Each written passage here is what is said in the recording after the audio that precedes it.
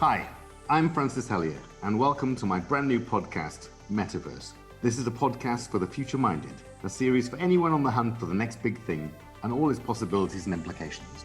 This is Tomorrow's World Today. With each episode, I will chat to those at the top of their fields, from futurists in crypto and space travel to forecasters in business and tech. Together, we will ask the question, what's next? Today, I'm joined by Madeline Ashby, futurist, science fiction writer, speaker, and teacher. Madeline is best known for a successful series of science fiction novels, which include the bestseller Company Town and the Machine Dynasty series. Beside her sci-fi books, she's also written many short stories, and in 2020 co-authored her first non-fiction book, How to Future. Having settled in Canada, Madeline was until recently a regular columnist for the Ottawa Citizen, and has worked in futurism for the World Health Organization, the Ontario government, and Intel Labs. Madeline, it's great to have you on the show. Oh, thank you. Thank you, especially after that introduction. Thanks. You're very welcome. My mom will be so pleased. My mum's always proud of me too, so anything I do like this, she's always very proud. So it's good we have good mums. Let's start with an important question. What does futurism mean to you? Well, aside from a fascist adjacent design movement from Italy, I've heard it called foresight, strategic foresight, futurology. Someone asked me if I was a futurologist once, and I said, no, I don't do operations. But the foresight, which is the discipline that I have a degree in, like I have a master's in design of all things, in strategic foresight and innovation, despite my total inability to draw a straight line. So foresight is how I tend to think of it, about it, but futurist is sort of what people come to me for, I guess, like explaining what foresight is and then explaining the difference between that and some other term can get very arcane and esoteric and kind of academic and stuff. But basically what it means is that I help people have conversations about the future. What does the future mean to you in that sense then as well? So there's one thing to talk about futurism, the prediction of the future. What does future mean to you? Well, I tend to avoid having a conversation about any one particular future or any future as a singular entity. And I think most people in my line of work would agree with me there that basically what we try to do is talk about the many possible futures for any one individual, organization, government, state, context, milieu, industry, what have you, has many possible futures sort of unfolding in possibility at any one time. And often, when we talk about foresight or developing scenarios in a foresight context, so when we imagine multiple possibilities and sort of the worlds in which those possibilities unfold, it's better, at least for me, to imagine those things as sort of stacked on top of each other. They're sort of all the possible scenarios that one might sort of live their way into are unfolding for different people at the same time. So like the collapse scenario is happening for some people in some places. The growth scenario is happening for other people in other places. And that's just, they're all sort of unfolding together. It's not necessarily that one or the other happens or is right or, that the prediction was accurate, because we also just try to avoid using the language of prediction in general. And so it's a really interesting question to me, because to me, what's most important is what does the future mean to the person I'm talking to? Like, it's almost more important that I know what the future means to them, because then I can sort of say, okay, well, now I know that. So let's talk about X, Y, and Z. And what was it that sort of inspired you to get into this space? I mean, what was it about futurism that attracted you? Well, honestly, it was a friend. It was a friend of mine, Carl Schrader, who's also a science fiction writer and also a futurist. Carl and I went through the same academic program together at OCAD-U here in Toronto. And Carl had already done a lot of work for the Canadian Armed Forces and other clients, as well as being a novelist. And I was wrapping up my first master's, and I was kind of in that loose ends place of, not knowing what to do next. And he said, so after you graduate, what's after that? And I said, honestly, I don't know. And he said, well, I think you need to do what I do. You need to be a novelist and you need to be a consultant. Like, traditional academia is not for you. You need and traditional work is not for you. You need to be free. And he said, I'm applying to this program. You should apply for it too and see where it takes you. And the rest is history. Like, it was, when he said that, I thought, you know what? He's right. He's right. I think I looked at the sort of the work he was doing and the life that he had and the way that he balanced those things, and thought, yeah, this is right. And when I approached my academic advisors on the program that I was just wrapping up, I showed them what this program was, and they said, "Oh yeah, that's absolutely for you." And so it was like I got confirmation like right away, and people thought I was really lucky. I was really lucky that I had a friend who cared about me enough to sort of say, this slightly weird thing seems like it's for you.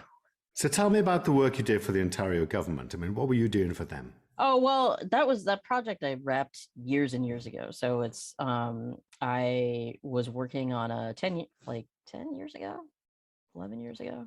I was working on a project for the Ontario government called 2020 Media Futures, and that was the first big foresight project I did out of the Strategic Innovation Lab, or the S Lab, over at OCAD University. It was right when OCAD was getting accredited. So as a university, it had been accredited in Canada as a college, but now it's OCAD University, which has to do with, again, kind of arcane, esoteric academia stuff. And so we were working on what is the future of Canadian media, and what does it mean when you're a geographically large country and a population-wise small country. What does it mean to produce your own content? What are the issues of national identity there? What are the issues of heritage there? How can the mission of multiculturalism within Canada expand? What does it mean to be pluralistic in that context? What does it mean to, how is technology impacting those things, from the internet to also copyright changes to all kinds of stuff? And so I helped facilitate workshops. I did research. I conducted interviews. We did Delphi stuff. We did scenario development. We did all kinds of stuff. And then I worked after that with the same lab on a project called Economic Futures for Ontario. And that's the province that I live in. And so we were, at the easels with the sticky notes, asking how might we, all the fun stuff. And you also worked for Intel. Yes. Perhaps you can explain a bit about the work you did for Intel. So right when I was wrapping up my second master's thesis, when I was working at the S Lab and getting my master's degree wrapped up, I was working on a foresight thesis, or a design thesis, on the future of border security. And that, due to sort of personal circumstances, I was looking around for yet another job. And I told a friend that I was working on this, and I said, would you be interested in publishing some of this? And he said, oh, our publishing remit is full this year. You should talk to my friend Brian David Johnson over at Intel. And he introduced us, and I met Brian, and Brian is a great guy. Anyone who's ever met him is, he's just got a ton of energy. He loves to get stuff done. He loves talking about the future. And we just, got along great. And he had me out to Portland, and sort of had some interesting conversations about some things that they were working on. And they said, hey, based on your research, would you like to work up some scenarios for us?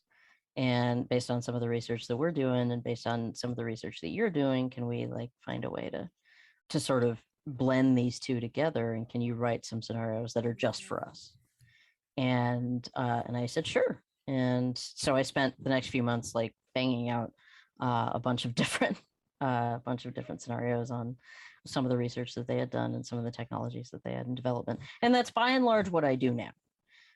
That sort of set the tone for the rest of my career, in that people come to me either with technologies that they have in development, or research that they've already done, sort of things that they're curious about, or something, or sort of insights that they've yielded in other workshops, or ideations that they've done, or something like that. And they say, hey, can you sort of interpret this in fiction in a way that, is going to go over differently than a series of pie charts, or a series of of 2x2 matrices within the foresight context. Like we can look at a 2x2 matrix, we can look at, near, mid, and far term futures. We could look at sort of the classic Jim Dator images of the future, things like that. Or we could set a story in one of these worlds or more of these worlds and ask what that looks like. And so basically what I spend my time doing is adding a human context to various possible visions of the future. I liken it a lot to adding human figures to concept art or to scale models. You can look at a scale model a lot. Like you can have a beautiful scale model of a future building or a future city or what have you. But until you actually have those little human figures in the model, you won't really know how it scales up. You won't really know how humans are going to interact with it. And that's mostly what I do.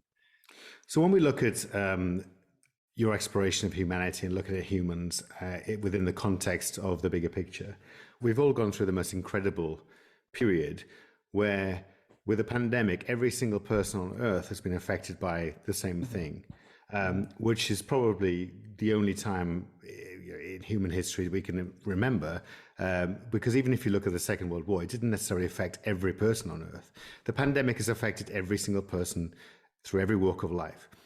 How much of an effect will the pandemic have on how things will change going forward, how we react both in terms of the environment, how we react individually, and for business and tech? How many changes are going to come born as a consequence of the pandemic? I have no idea on the exact number, but I think we're seeing those changes already, right? And I think that there are sort of immediate effects and then midterm effects and then sort of far term effects. And like the far term effects are sort of the effects that are born out of children who will be experienced and born out by children who are kids now. Like the children of the pandemic, children who were either born during it or who were sort of at home being schooled or being put through the rigmarole or through the ringer of sort of being put in school and then taken out and put in school and then taken out and so on, or changing their entire academic track generally. The pandemic in general, I think, has sped up a lot of trends. There were already supply chain issues. Now they're faster. There were already massive inequalities at the level of the supply chain workers, at the level of healthcare workers, at the level of frontline employees. Those have accelerated. There was already a massive, massive trend toward work from home and requests to work from home and requests to be able to have flex hours and to have more remote work. Those are things that parents, that disabled people, that lots of groups had been asking for decades. Since the inception of the internet, everybody realized, like, oh wait, there's a lot of this that I could do from home. But it took the pandemic to speed that up. So when we talk about sort of trends in the futures context, we can also talk about when they accelerate. And at inflection points like this, they accelerate. In the same way that, even your interpersonal behaviors will accelerate. If you were in a relationship, you're either out of it now or you're probably married. If you were at loose ends with certain friends or you were at loose ends with an organization, you're either deeply committed to it now or it's gone entirely. It really emphasizes experiences like this, I think, like really emphasize like an all or nothing perspective, possibly to one's detriment, but it can speed things up in a context like this. So any existing trend that was already in play, you're going to see it sort of move down the line. Now, Madeline, you've written a number of books, fiction books, including Company Town in 2016 and the Machine Dynasty series. Now, you'd say Dynasty, I'm sure. Yeah. In your accent, we say Dynasty, the Machine Dynasty or Dynasty series. Either way. Can you tell us about those? And do you have a favorite book? So, well, let me start by explaining them. So then whatever answer I give will make more sense depending on how I explain these books.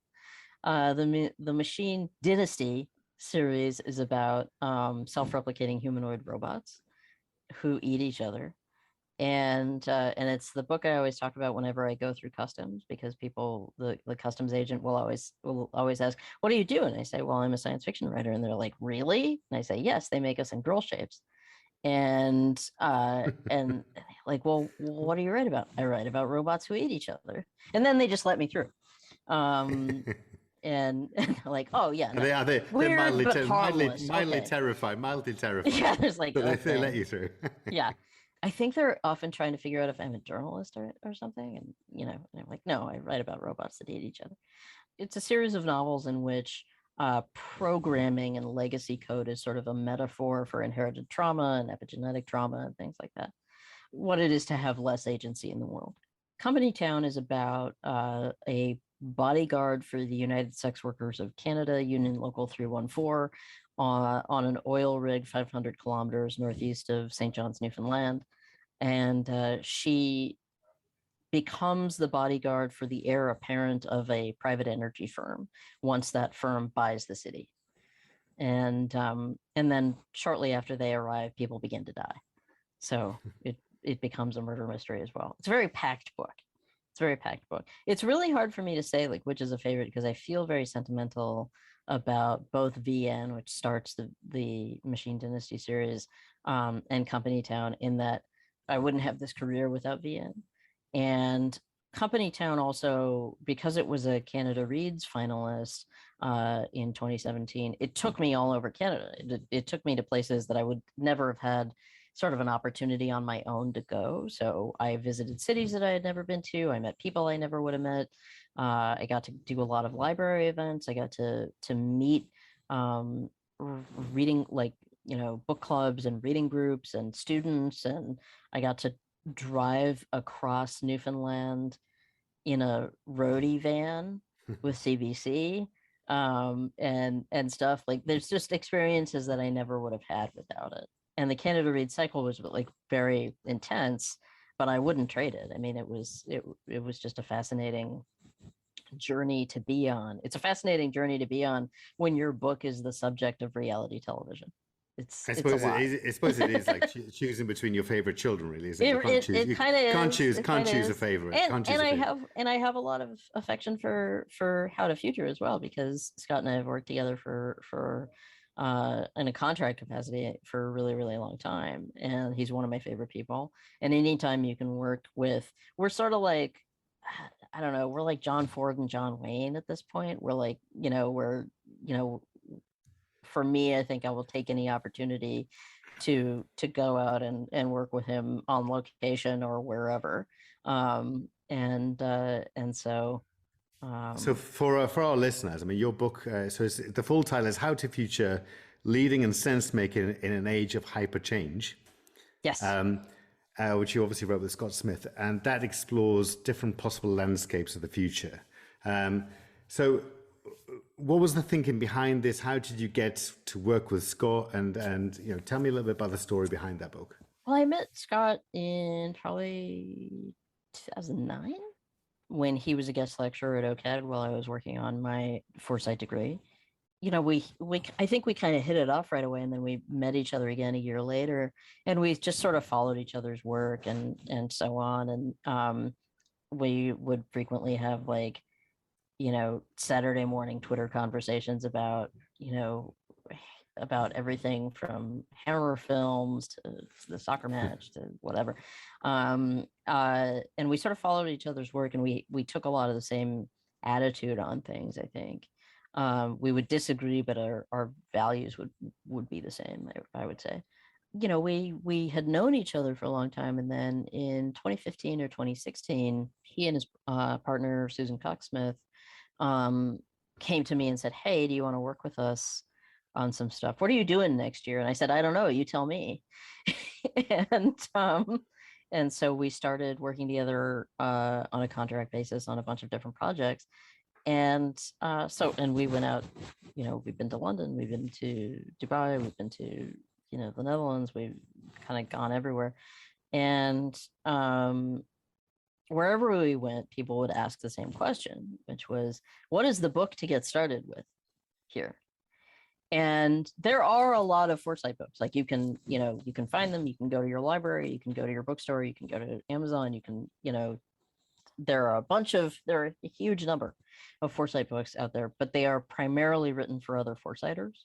and other futurists. So they're very in industry, and they have a real kind of like industry lexicon, and there's a lot of jargon, and they are written at a really specific audience, many of whom are like in the MBA kind of track, or they're on a business track, or they're in like an innovation context, or they're just other foresighters. And so it's kind of limited.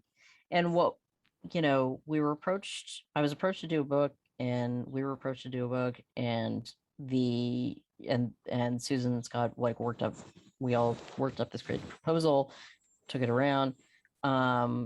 What we wanted to do was write a book about foresight and futures thinking, and what Scott calls the centric stance, kind of that interior nimbleness to imagine many possible futures at once and just hold them all in your mind at the same time. We wanted to write a book that could be taken from the basement of a community center right up to the C-suite. Like, we wanted a book that would go to all levels of the building, basically. That we wanted a book that if you read it in an afternoon, you would feel more prepared than you had before to talk about the future of anything, to talk about futures, plural, for your organization, for yourself, for your company, for your community, for whomever. And I think we did that. I think like that's one of the things that people have really sort of gotten back to us about, is that the book is not cloaked in a lot of specialist language. It's a really good opportunity to sort of, if you read this, it's a great way to find out if futures work is for you. I think like if you get excited about what's in here, you will know like, oh, okay, I should definitely read more. I should engage more with this. I should start following these people. I should start reading these publications, what have you. If you read through this and say, oh my God, that sounds really, that sounds like a lot. I don't know if it's for me.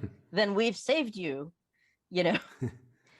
thousands of dollars in graduate education. So, Good plan. So we're happy to do that too. So one of your more recent projects, aside all the wonderful books you've been writing, is for the WHO, the World Health Organization. Yeah. And I think that related to COVID-19, yes. Which sounds fascinating. Tell me a little bit about that. I was approached either March or April, possibly even earlier, but that whole time right at the beginning of the pandemic is kind of a blur, and I imagine it's a blur for everybody. So forgive me if I don't have the exact date to hand, but it was in the spring. I remember because I have a birthday in April, and I remember I was working furiously on my birthday. I was approached by a colleague that I had met, Jess Bland, at the School of International Futures, and they were doing some work, and she said, hey, we need somebody to come and talk with this group, this one area, or this one sort of group related to an area, and we need you to talk to some intra-agency or in-organization think tanks about a few different issues, and write some stories in their context specifically. So like they have to be aimed at this particular working group, at this particular, for this particular geographic area. And we need you to sort of sit in on workshops and help do some research for us. And when you're done, you will have the material to write up, again, like a suite of scenarios that are narratives, and sort of make these things live for people who are literally swamped in data projections. Because I think at the beginning of the pandemic, what we had a lot of was a lot of numbers, but it was very hard to make people understand what the lived reality was going to be. What does this mean for your everyday life? How many times a day are you going to be washing your hands? Are your kids going to be able to go to school? Do you need to start looking at things like in-home tutoring? How do you make sure that that person is safe? Will your condo board kick you out for not being vaccinated? Things like that. And we're still wrestling with those problems today. So I was given a very tight timeline in terms of speculation or extrapolation. And I was asked to write some stories set in the context of that geographic area, to talk about groups that were at every strata of society, and to talk about things like inequality, education, healthcare access, instability, stuff like that. And I sort of worked harder than I had in a very long time. And I think I did the total word counts, including other work that I did, and it was something like 35,000 words in a month or something like that. It was like Wow. it was pretty solid. It was I was very, very lucky and it meant a lot to me to do because it felt like some of the most important work I'd ever done, really. And I get emotional describing it because I got to meet with experts who were looking at the sort of long-term impacts of the virus and looking at what the lived experience of the virus would be for people. And they were talking about everything from home life to changes in, uh, healthcare outcomes 20 years from now, things like that. Um, and I looked at things like we were looking at things like the projection of how many children might be orphaned in a given area, and the the wherewithal, the sheer bravery and wherewithal and dedication and intelligence um, of the people that I met just blew me away. Like I knew a lot of like in my own life here at home, I knew a lot of people who were either didn't believe that it was going to be that big a deal or they were very, very frightened. And because of the work that I was doing, I was able to say, like, yes, you need to be very careful. Uh, but also, I can tell you right now that everyone, you know, that the smartest people we have are throwing everything they can at this. Everyone we have is throwing everything they can at this, and there will be a solution. There will be a way out of this, but you have to be patient. And I learned that by speaking to people who had literally been evacuated from their workplaces. I spoke to people who said, yeah, oh yeah, we landed at 3 a.m. after they evacuated us, and I was having like an 8 a.m. call with them. I talked to people who had been hurried home who were, having to explain to their children what was going on and stuff. And there was a moment where I just said, at the opening of that particular workshop day, I said, like, I just want to thank you for taking the time with me. I really appreciate it. I know that you're working incredibly hard. And it was as though, and I suspect because of how early it was, there were people in that room, I suspect, who had not been told that before. And it was a huge privilege for me to be able to be the person to say thank you. And so for Amazing. that alone, it was hugely meaningful to me. And some of the story elements that I wrote about did in fact turn out to come to pass in some ways, like the condo board thing. The now condo boards here in Canada, but I imagine elsewhere, are taking COVID protocols into their own hands, and that was one of the distinguishing features of one of those stories. Amazing. And so drawing on that experience and your writing so far and all the wonderful experiences you had up until now, what does the future hold for you, Madeline? I know what I would like it to hold. The ideal scenario, I guess. Um, I've done a lot of work. So if anyone's listening, we're just gonna put this out there in case anyone is listening. Oh, Um, there's plenty of people listening. Don't worry. yeah, in case anyone is listening and think like, oh, what I would like to do. I've done a lot of work where I'm kind of parachuted in. I get dropped into a lot of organizations or in a lot of contexts or workshops or what have you, to sort of either interpret research from a fictional context and sort of put it into a human form and help people see problems in a human context. I get brought into workshops to sort of sprinkle future dust on them so that people can fly. I do a lot of that. I get brought in to sort of do interviews or research, but they're really short engagements.